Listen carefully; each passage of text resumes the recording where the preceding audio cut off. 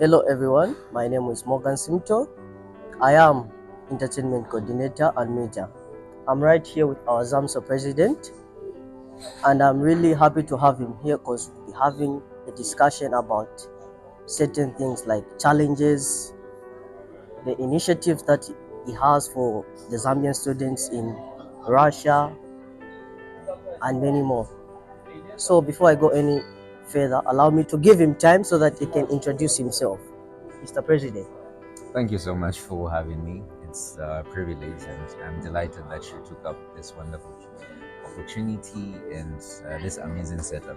So, as you've said, this is James Masela, the current ZAMSOW President, and I must say it is an honor to represent a students' community such as ours.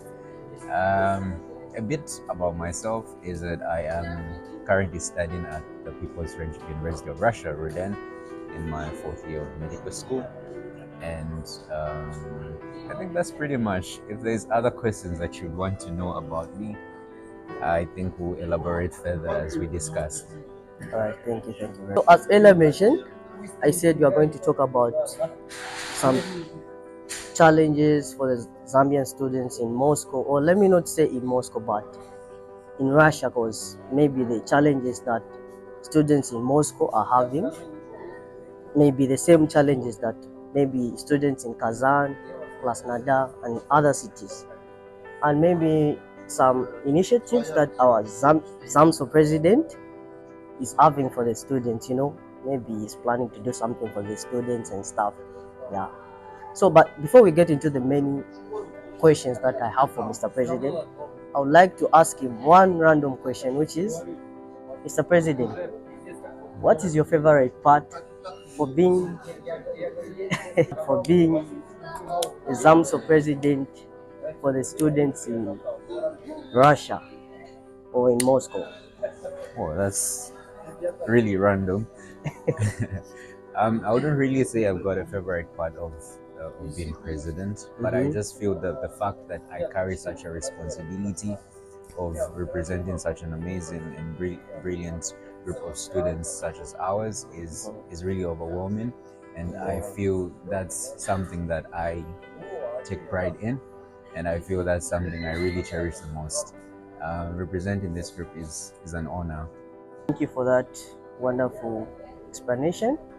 So now, Mr. President, we get into our many questions that I have for you. We can discuss so that our people can be able to learn one or two things. Not even our people, but even ourselves right here. So the first question is, what do you think is what do you see is the biggest challenge that our Zambian students in Russia are facing right now? Oh, that's a pretty interesting question. I think one of the greatest, if not the greatest, challenges that we face as students is a song that has been sung since I've been here, and that is issues to do with the low stipend that we receive. Since time immemorial, all the students that have passed in the past like 10 years have all received the same amount of stipend that we receive nowadays. And looking at Russia's economy, not only Russia, but the economy across the globe, we can see that prices of goods is really increasing. Previously, when you came here, when we came here rather, I remember buying food or a trolley in Ashan filled with food at only 2,000. But right now you can only buy food that you can carry in a 2,000. You can carry literally in a plastic bag. So that's one of the main challenges that we face as students. The other challenge I would say is issues to do with communication. I personally feel there is poor communication from people in high offices from our country in relation to our welfare here. I feel things are usually done in haste, which shouldn't be the case. I feel that's something that our facilitators and those that go before us should really improve on going forward. Thank you for that. And what do you think can be the ways we can try like to improve those challenges, like the money thing and the communication? Okay, so what can we do? I think most of the measures that can be implemented are not really dependent on ourselves, but are dependent on the government that sent us here for pursuing or to pursue whatever we're doing. Like I said, who can increase the stipend? Our government, obviously. But of course, there's also other things that we can look at or venture into in ensuring that our lives here are secure and our education is secure. We need to ensure that all the jobs that we're getting into are not getting in the way of our education. The first thing that we came to do here is to study.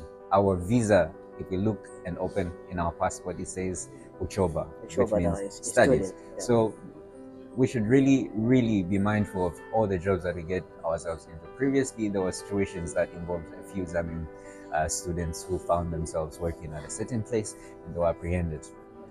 So I think that could be avoided if these students never really looked at that option of any money.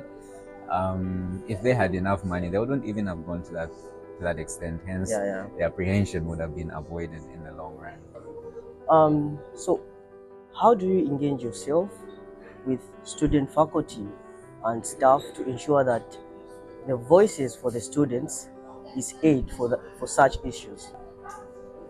Oh, that's a very broad question if you ask me. Firstly, what are the students voicing out on exactly? How are we helping out as president or as ZAMSOW executive? So in our executive, we have various departments, specifically targeting specific spheres of our day-to-day lives here in Moscow. And not only that, each and every student has university presidents. So we're working hand in hand with university presidents. I'm from RUDN, and most of the stuff that I would explain, having been RUDN president previously, I ensure that students' voice are heard. But at the same time, again, it depends on what they're voicing out exactly. Are you voicing out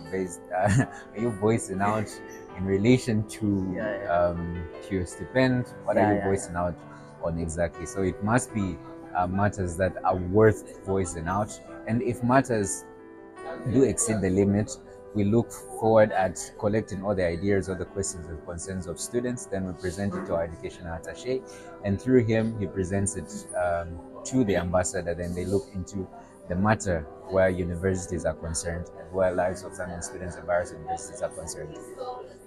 Okay, thank you. But you said it depends where you're voicing out. So, is there any chances that if at all students can voice out else from our government, Zambian government, the voices can be aid and the stipend can be increased? Well, that's really interesting. But one thing I'd like to state is that we in the executive, myself included, are students on either a grant or a scholarship, depending on the time that you came here in Russia. So there's most of the times we receive what we're given. What I mean by that is, seen as the contracts that we signed the grants, there's no way of us bargaining. The best we can do is present our views, present our voices, and state why PC should be increased. Previously, there was this initiative that was initiated by the previous president, David Kabila, where there was a competition that was running and people participated. And there were great articles that were brought up. So if that could continue, where we could, just keep the pressure and keep on encouraging and advising our facilitators, OSP included, of why we feel they need to increase BC, because it's pointless if we're just going to sit here and just say they should increase BC. Morgan, why should they increase BC? You don't have reasons.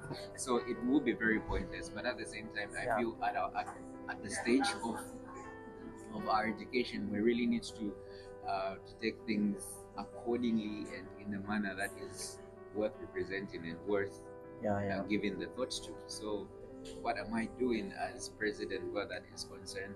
We're still not over that. We'll continue pushing.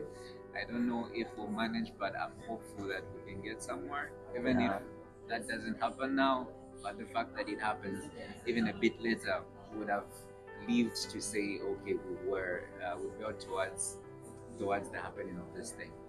Okay, that's really interesting that you as a president for the ZAMSOW committee, you say you're still pushing. They say never give up. Okay, Mr. President, I have one last question for you. Mr. President, what are some of the projects or initiatives that you have for the Zambian students in Moscow? Thank you for that.